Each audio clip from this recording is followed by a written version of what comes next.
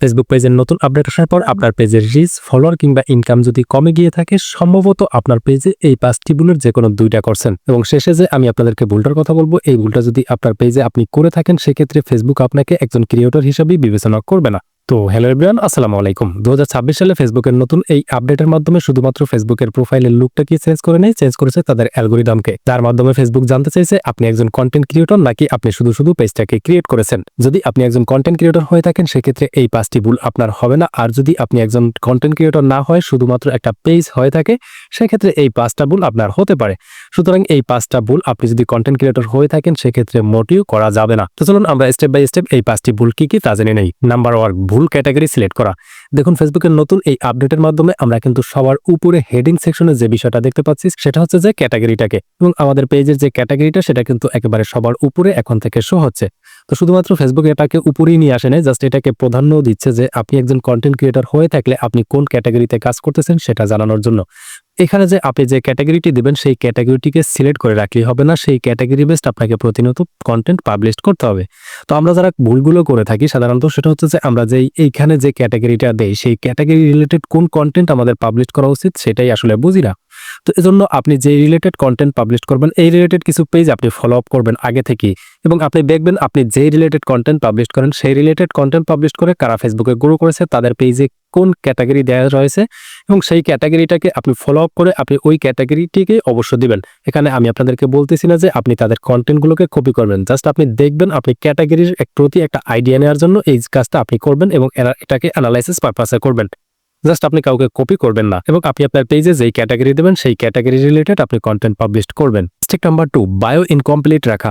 দেখুন, ফেসবুকের শুরুতে যে আমরা একটা বায়ো সেকশন দেখতে পারি, এখানে কিন্তু আমরা চাইলে এখানে 200 ক্যারেক্টার পর্যন্ত লিখতে পারি। বাট এই জায়গাটিতে আমরা অনেকে ভুল করে থাকি। আমরা যারা কন্টেন্ট ক্রিয়েটর, তারা এই জায়গাটিতে ভুল করা চলবে না। আমরা অনেকেই আছি যারা নিজেদের মন থেকে একটা কথা বা যে কোনো শব্দ আমরা অগোছালো কথা এখানে আমরা লিখে থাকি। বাট আমরা যদি একজন কন্টেন্ট ক্রিয়েটর হয়ে থাকি, সেক্ষেত্রে ফেসবুক চাই এই বায়ো সেকশনে আপনি আপনার পেজের মাধ্যমে কোন ধরনের কাজ করবেন, কোন ধরনের কন্টেন্ট পাবলিশ করবেন, সেই ধরনের একটা হেডলাইন আপনি লিখবেন।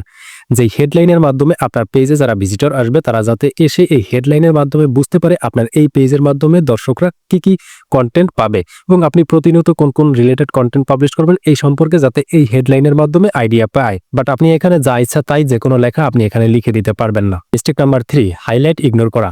দেখুন, ফেসবুকের নতুন এই আপডেটের পর হাইলাইট সেকশনটা কিন্তু খুবই গুরুত্ব পাচ্ছে, এবং এই হাইলাইটটাকে নিচে নিয়ে আসলো, ফেসবুক পেজের একেবারে নিচে নিয়ে আসলো, কিন্তু এই আপডেটটার গুরুত্ব কিন্তু অনেক বেশি। কারণ এই হাইলাইট সেকশনের মাধ্যমে একজন অডিয়েন্স বুঝতে পারবে যে আমাদের পেজের মাধ্যমে আসলে কোন বিষয়ে কন্টেন্ট পাবলিশ করা হচ্ছে, এবং সেই কন্টেন্টের কিন্তু একেবারে রিয়েল প্রুফ দেখতে পারবে এই হাইলাইট সেকশনের মাধ্যমে। যে কারণে আমরা এখানে যা ইচ্ছা তাই কন্টেন্টকে হাইলাইটসে নিয়ে আসলে চলবে না।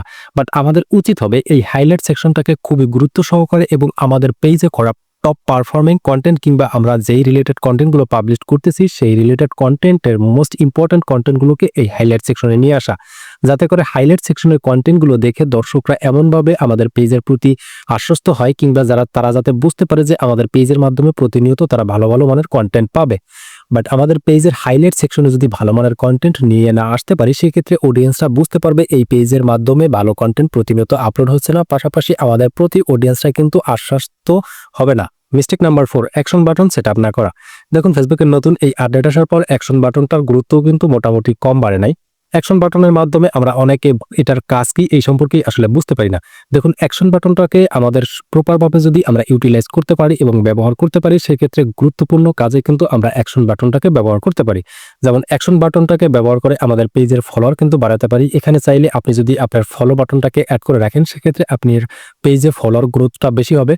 এছাড়াও যদি আপনার কোনো ওয়েবসাইট কিংবা কোনো ইউটিউব চ্যানেল থেকে থাকে, সেক্ষেত্রে চাইলে সেই ওয়েবসাইট কিংবা ইউটিউব চ্যানেলের লিঙ্ক আপনি সেট আপ করে দিতে পারেন। এতে করে আপনার অডিয়েন্সরা আপনার পেজে যারা ফলো করবে বা আপনার পেজের যারা নিয়মিত ভিজিটর থাকবে, তারা কিন্তু চাইলে আপনার ইউটিউব চ্যানেলটাকেও গিয়ে সাবস্ক্রাইব করতে পারবে।